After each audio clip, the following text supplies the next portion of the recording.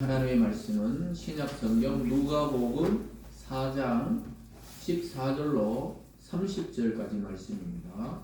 제가 가진 성경으로는 신약 94페이지입니다. 누가복음 4장 14절에서 30절까지 말씀인데요. 제가 15절까지만 두 구절을 봉독하겠습니다. 예수께서 성령의 능력으로 갈릴리에 돌아가시니 그 소문이 사방에 퍼졌고 친히 그 여러 회당에서 가르치시매 무사람에게 칭송을 받으시더라. 아멘. 기도하겠습니다. 사랑과 은혜의 하나님 아버지 감사드립니다. 오늘도 귀한 복된 주일을 허락하여 주시고 무엇보다 하나님의 말씀을 들을 수 있는 귀한 특권을 주심에 감사드립니다. 하나님, 오늘도 선포되는 모든 말씀이 성령께서 우리 성도님들 각자에게 행하시는 하나님의 음성으로 들리는 놀라운 은혜가 있게 하시고 그 말씀으로 힘을 얻고 능력을 얻고 치유를 경험하는 놀라운 말씀의 시간이 되어질 수 있도록 인도하여 주시옵소서. 감사드리며 예수님 이름으로 기도드리옵나이다. 아멘. 오늘 본문을 중심으로 환영과 배척, 환영과 배척이라는 제목으로 하나님의 말씀 증거하겠습니다. 지난주 뉴스에 보니까요, 우리나라 경부고속도로가 이제 착공을 시작한 지 58년째가 다 되었다, 이런 뉴스를 봤습니다. 저희들이 태어나기도 전에 이미 이 경부고속도로가 완성되어 있었던 것이죠. 그래서 그 역사를 한번 쭉 살펴보니까 굉장히 그 당시에 대통령이었던 그 박정희 대통령이 그걸 하겠다고 했을 때 굉장한 반대가 있었습니다.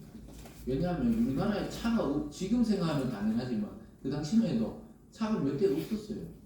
차가 뭐 지금처럼 각 집에 한 대씩 있고 이런 시절이 아니었기 때문에 그 당시 시골에는 아직 소달구지 타고 다니고 그런 시절이었습니다.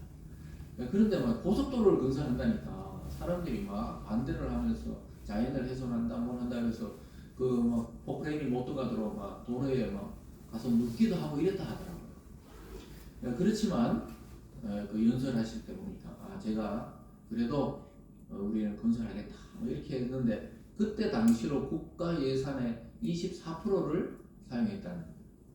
여러분 100% 중에 거의 4분의 1을 사용했다는 거예요. 그러니까 이거 뭐 낭비 같잖아요. 말도 안 되는 이야기인데 차가 있어야 말이지. 그래서 그것은 아마 독일의 시찰 갔다가 그 아우토반을 보고는 우리나라도 이렇게 이 도로가 잘 돼 있어야 나중에 물류나 유통이나 또 수입 수출할 수 있다, 뭐 이런 해안을 가졌던 것 같아요. 지금 보니까 전부 그 길로 지금은 뭐 경부 고속도로뿐만 아니고 뭐 엄청난 고속도로가 많이 있지만은, 그래서 어떤 일을 시작할 때 그렇게 반대가 있게 됩니다.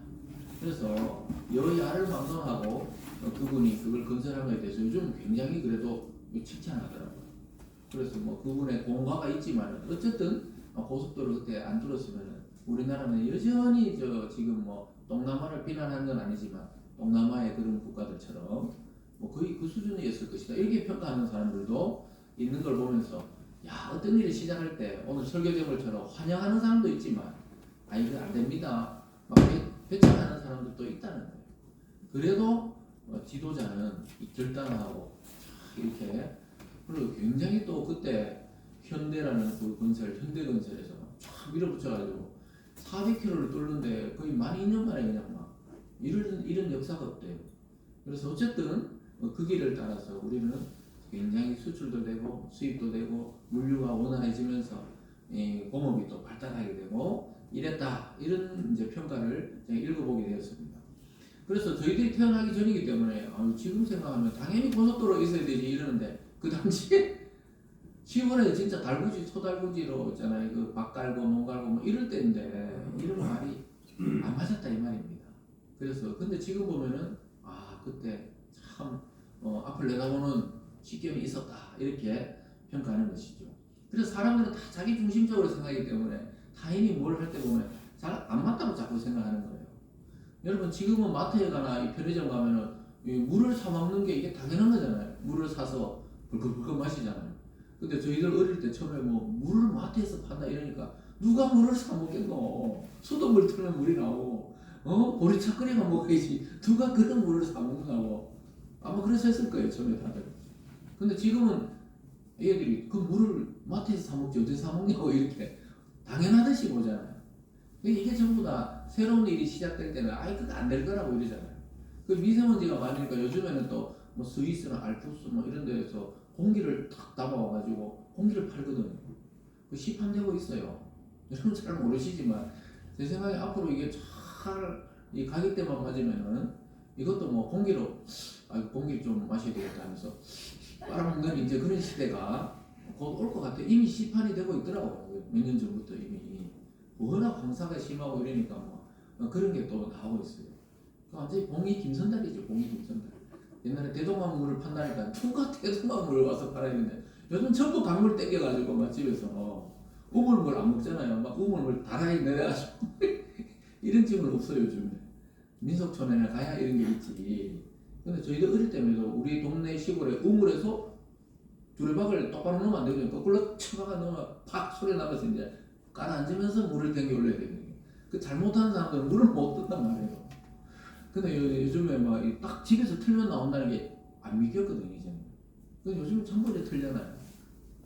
그러니까 이게 사람들이 처음 시도할 때 다들 배쳐가거나 안 된다 이런 이야기를 많이 합니다. 아까 뭐 고속도로도 그렇고 물도 그렇고 앞으로 공기도 그렇고 공기를 곧 사먹게 될 거라니까요. 그러니까 참 신기한 일들이 많이 일어나고 있습니다. 그래서 사람들이 나중에 TV를 막 전부 손에 들고 볼 거다 이러니까 왜 헛소리를 저렇게 하냐고 막 이랬단 말이에요.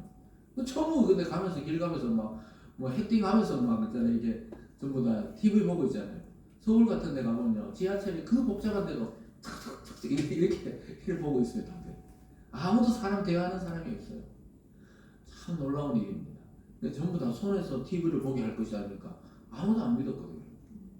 그런데 예전에 또 막 그 빌 게이츠라는 사람이 인터넷 속에 이 길이 있다 이랬거든요. 그러니까 인터넷에 무슨 길이 있냐고 막 이랬는데 요즘에는 전부 인터넷, 요즘에는 선도 연결 안 하고 무선으로 그걸 보고 있습니다. 그 사람이 시작할 때 자기 아버지 그 차고에서 있잖아, 차고. 미국인들은 거의 차가 있었죠. 차고에서 시작한데 세계적인 기업이 된 것입니다. 그러니까 이 좀 앞을 내다볼 수 있는 사람들이 그런 얘기할 때 우리 귀를 좀 기울일 필요가 있어요. 무조건 반대하고 막 이런데 나중에 봐요. 그 반대했던 사람들이 그 고속도로 타면서 선거 유세 다녔다 그러잖아요. 아 좋네 하면서 막 그렇게 반대해놓고는 타지 말고 그냥 걸어 다니지 그냥. 그렇게 반대하는 사람들이 그거 타고 그냥 선거운동 하러 막 전국을 다녔다고 이런 일화를 이야기하더라고요. 그래서 우리가 어떤 일을 할 때 좀 지켜볼 필요가 있습니다. 아니 우리나라에서 누가 스키 타가지고 뭐 세계에서 금메달 따고 이랬잖아요. 왜냐 우리는 사기들 내내 눈이 오는 나라가 아니잖아요.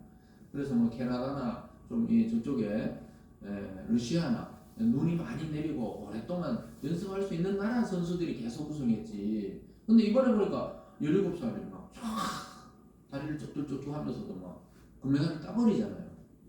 처음에 시작할 때만 해도 치밀어 했는데 사람들이 아유 세계적으로 우리나라에서 그런 선수가 나올 수 없다. 사실 투자도 잘 안 했죠. 근데 어떤 대기업에서 계속 이제 해줘가지고 이 결과가 나오는 걸 보면서 깜짝 놀라는 것입니다. 그래서 종교도 마찬가지예요. 어떤 신생 종교가 생기거나 교단이 생기거나 교회가 생기면 저 되겠나? 다들 이제 이렇게 생각한단 말이에요. 그러니까 예수님이 처음에 와가 갈릴리 왔다 갔다 하면서 나는 하나님의 아들이다 하고 뭐 말씀 전하고 이러니까 사람들이 오늘 본문에 나와요. 네가 요셉의 아들이지. 이 귀신 들렸다 그러면서 막 떨어져 죽이려고 그런단 말이에요. 그렇게 반대가 심해요. 근데 그 한 분이 이 땅에 오심으로써 지금 수십억 명이 그를 따르고 믿고 구원에 이르게 되었다고 이야기하는 그런 존재가 된 것입니다. 그래서 여러분 어떤 아이디어가 하나님 속에서 아이디어가 떠오를 때 시도해 보세요. 안 되면 안 돼도 그냥 제자리고 시도 안 해보는 것보다 훨씬 낫죠. 그래서 종교계에서도 마찬가지입니다. 어떤 교단이 생기고 교파가 생기고 이러면 처음에 엄청나게 핍박받아요. 처음에 천주교에서 이 개신교가 루터 켈빈에 의해서 종교개혁돼서 나왔을 때 전부 이단이다 그러고 막 화형시켜 죽이고 이랬는데 지금은 어떻게 해요? 형제다 이렇게 하면서 가톨릭에서도 자기들은 큰형 우리는 작은 동생 뭐 이 정도로 이렇게 교리를 좀 이제 바꾸었죠. 인정을 합니다. 그래서 우리도 있잖아요. 그래 천주교에서도 무조건 다 지옥 간다 이렇게 우리가 말하기 어렵다 이렇게 이제 이야기를 합니다. 그렇지만은 처음에는 봐봐요. 완전히 껍질을 벗겨 죽였단 말이에요. 성경을 그냥 많이 자기들 식대로 해석한다고. 그러니까 처음에 반대에 있다 그래서 그냥 중단하면 안 돼요. 계속 이렇게. 예수님도 결국 유대교가 십자가 못 박혀 죽여버렸잖아요. 근데 끝난 게 아니고 오히려 더 융성하게 성령이 오시고 온 세계의 종교로 발전을 한 것입니다. 그리고 사도 바울이나 이 사도들이 전도할 때도 반대와 환영이 계속 있었어요. 항상 복음이 들어가면 소란스러워져요. 그래서 저 소동을 일으키는 자들이다 이렇게 이야기했던 것입니다. 그래서 우리 개신교를 프로테스탄트라고 그래요. 가톨릭에서 볼 때는 프로테스탄트라고 그러거든요. 그건 뭐냐? 반항하는 자들 이런 용어입니다. 그래서 여러분 개신교인들이 가만히 있으면 안 되고 항상 이 반항적인 기질을 가지고 이 개혁을 해나가야 되는 겁니다. 그 나쁜 의미로가 아니고 믿습니까?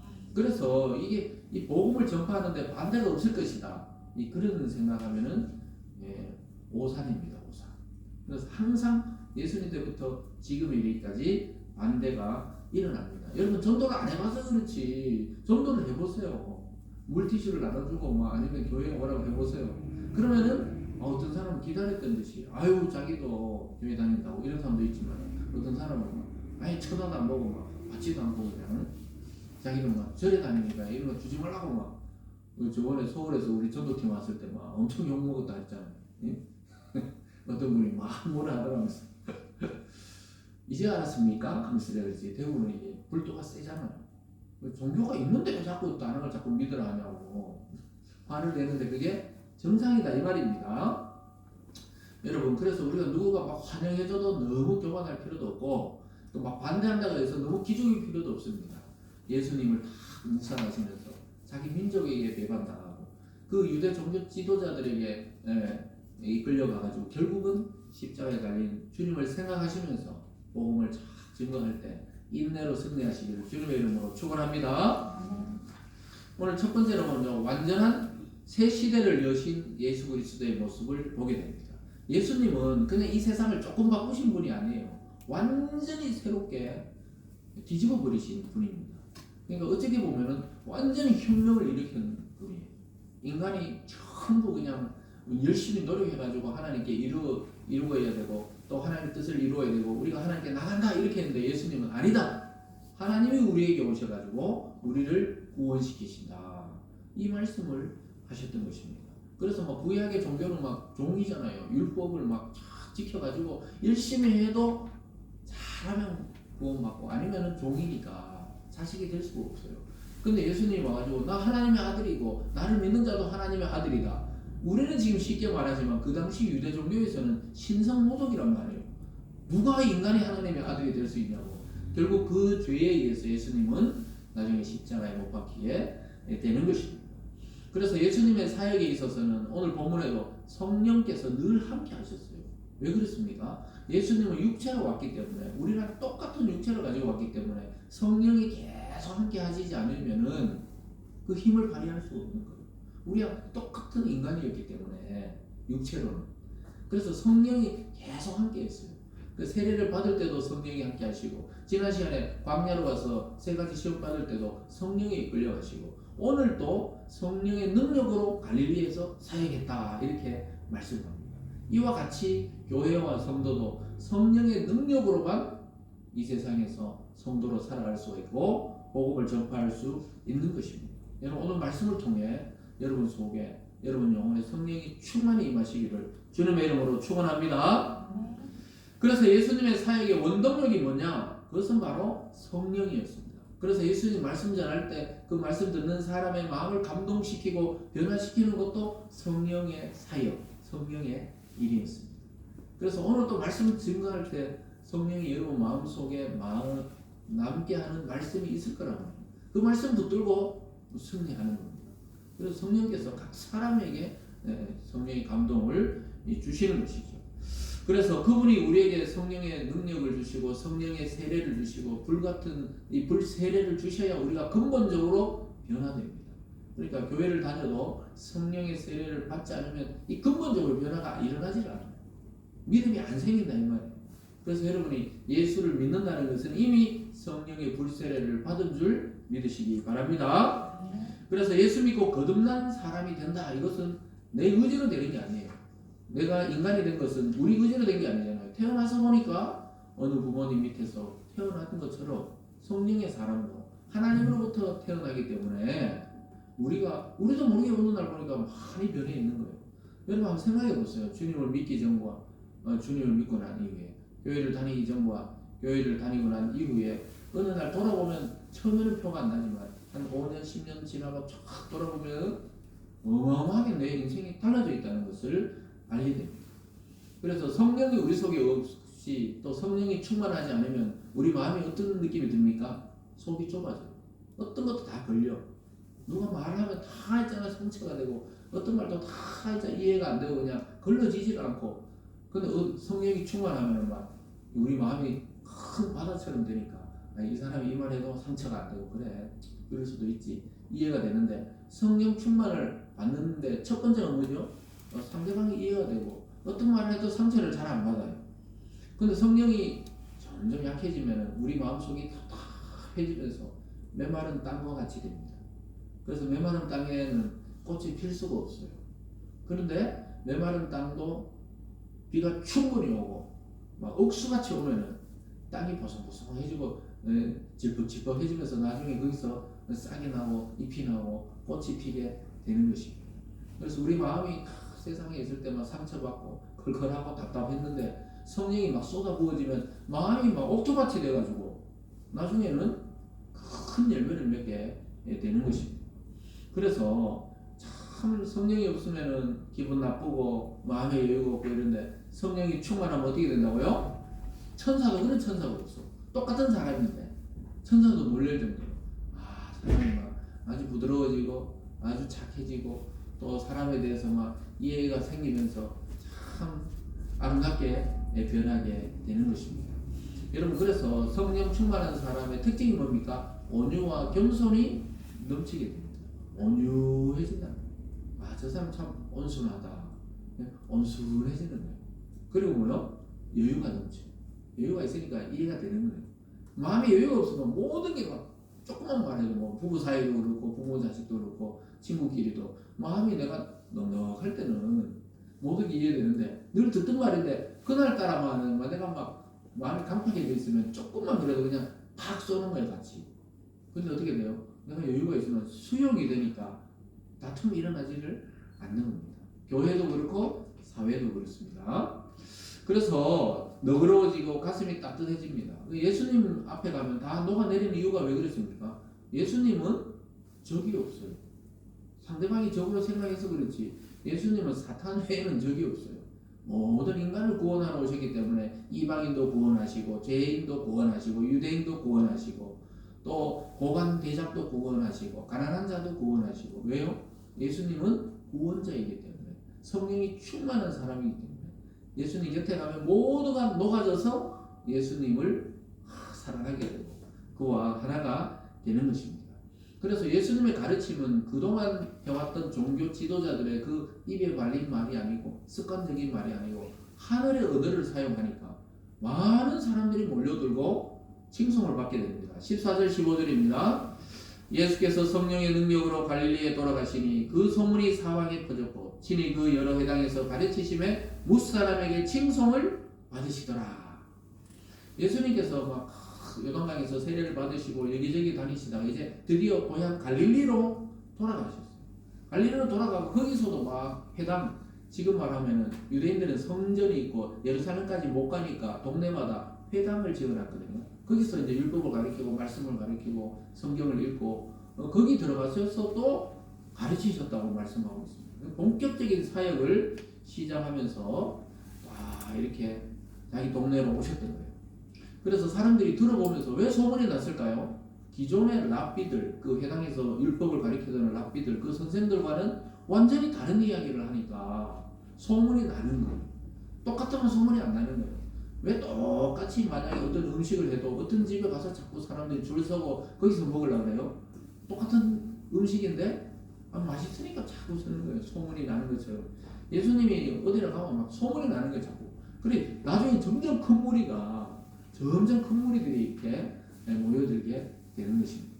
그래서 예수님의 제자는 12명이었지만 예수님 보러 온 사람들은 많았습니다.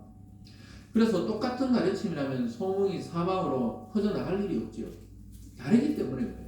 근데 여기서 소문이라는 것은 좀 부정적인 의미와 긍정적인 의미를 다 가지고 있어요. 예수님이 귀신 들렸다더라 이런 소문도 나고, 또 뭐 자칭 하나님의 아들이라더라 이런 소문도 나고, 또 한편으로는 그 사람이 우리를 구원할 그 구약에 예언된 메시아를 하더라 이런 소문이 양쪽으로 같이 나는 거예요. 무슨 말인지 알겠죠? 긍정적인 것과 부정적인 것이 같이 막 퍼져나가기 시작하는 거예요. 아까 말했듯이 어떤 새로운 일이 시작하면 그게 되겠나? 누가 물을 돈 주고 사 마시노? 어떤 사람은 앞으로 물을 점점 오염되면 이게 물을 사 마실 수도 있겠구나 이렇게 생각하는 것처럼 막 소문이 나는 거죠. 옛날에 포카리 스웨트라는 그 처음 나왔을 때 막 우리 체육공원에 운동하고 있으면 시음 행사를 막 했거든요. 그 먹으면 이게 뭐 설탕물에 있잖아요. 소금 탄 것처럼 맛이 막 이상하게 그 처음 먹을 때는. 근데 요즘 어떻게 해요? 막 운동할 때 막 벌컥벌컥 마시잖아요. 그 맛을 조금씩 바꿨거든요. 처음에 시음이 할 때는 이게 무슨 콜라도 사이다도 아니고 희한하다 이랬거든요. 근데 지금 이제 스포츠 분야로 우리나라에서 완전히 자리를 잡은 것처럼 예수님이 딱 말씀을 하면 사람들이 신선하다는 거예요. 똑같은 성경을 가지고 해석하는데 너무 신선하다는 거예요. 예수님 설교 들으면 마음이 막 치유되고 회복되고 막 시원해진다는 거예요. 그래가지고 드디어 예수님이 이제 태어나신 그 동네 나사렛 동네까지 가게 됐습니다. 갈릴리는 지역이고 거기는 동네는 나사렛이거든요. 예를 들어 여기 다섯인데 우리는 성당동에 살듯이 예수님이 이제 갈릴리 지역을 막 회당을 다니다가 이제 나사렛이라는 자기 태어난 동네에 와서 회당에서 말씀을 읽어주는데, 마침 그때 누가 성경을 딱 펴주는데 이사야 선지서를 딱 펴줍니다. 한번 볼까요? 16절에서 19절까지입니다.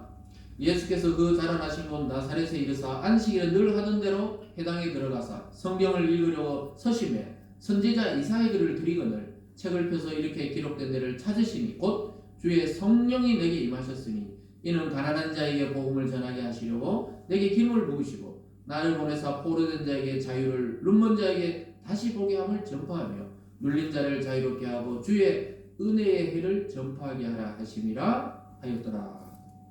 이게